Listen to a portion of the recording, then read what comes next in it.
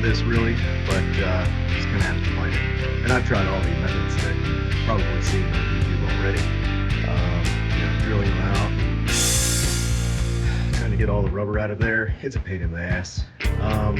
What I have found works for me, what you just saw me do, was to take an air hammer with a winch bit and push the metal, that bushing over all the way around. Then I'll take it to the press, put a socket over it, and try to push it out that way. It's not much faster than any other way, but it's at least enough stress, I guess. So when I'm pressing out these bushings, I use a 36mm socket. It's almost the right diameter for the inside of that leaf spring eye.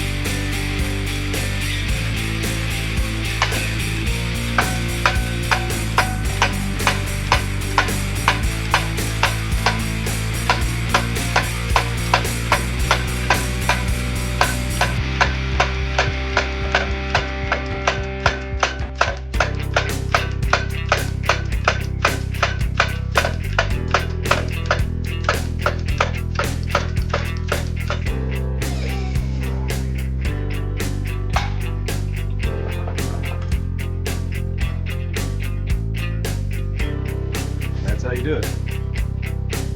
It should be mentioned that I trimmed the rubber off the bushing at the top. You can see just a little bit how much right there.